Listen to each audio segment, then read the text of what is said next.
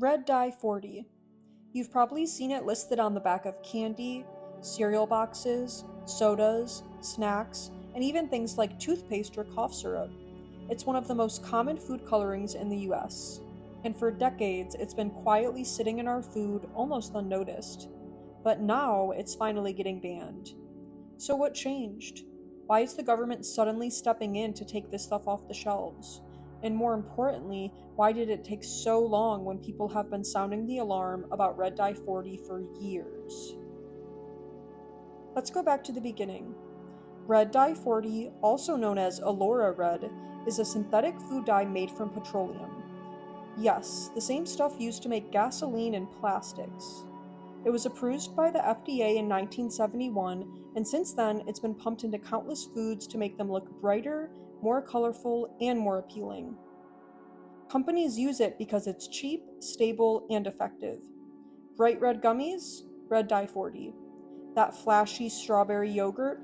Probably red dye 40. The problem is, while it might make food look good, it does nothing to make food actually good for you.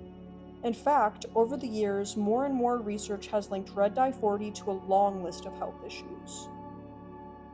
One of the biggest concerns is its effect on children. Multiple studies have found that artificial dyes, especially red dye 40, can increase hyperactivity in kids. Some research even links it to attention disorders like ADHD. Parents started noticing that after their kids consumed colorful snacks, they were bouncing off the walls, had trouble focusing, or had emotional outbursts. And this isn't just anecdotal, the science backs it up. Other studies have raised concerns about allergic reactions, migraines, and even links to cancer in animal tests. While the results in humans aren't always clear-cut, the risk was enough for other countries to take action. In Europe, red dye 40 is either banned or heavily restricted. Products that contain it must carry warning labels, but in the US, it was still business as usual. So why the sudden shift now? Why is red dye 40 finally being banned after all these years? It's partly because public pressure had reached a boiling point. More people are reading ingredient labels, more parents are demanding transparency. Health advocates and scientists have been pushing harder than ever to get artificial dyes out of the food supply. And finally, lawmakers are starting to listen. Several states like California have already passed legislation banning certain food additives, including red dye 40. And now, the FDA is finally reviewing the evidence and preparing to pull the plug on this chemical. But here's the frustrating part. The evidence against red dye 40 has been around for decades. So the question isn't just why is it being banned now? The real question is, why did it take this long? The truth is, food regulation in the US moves slowly. The food industry has powerful lobbyists, and many of the ingredients banned in other countries are still allowed here because they're considered generally recognized as safe under outdated rules. Companies have been allowed to use these additives because the government assumed the risk was low or inconclusive. But when something is in thousands of products and millions of people are eating it every single day, even a small risk becomes a big deal. And when children are the most vulnerable, it's a risk that should have never been ignored. Now, with the ban finally on the table, companies are scrambling to adjust.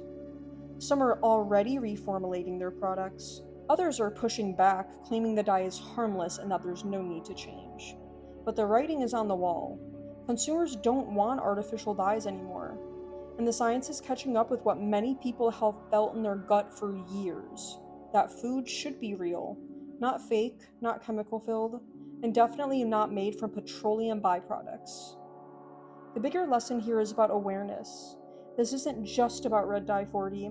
It's about paying attention to what's in our food, reading labels, asking questions, and holding companies and regulators accountable.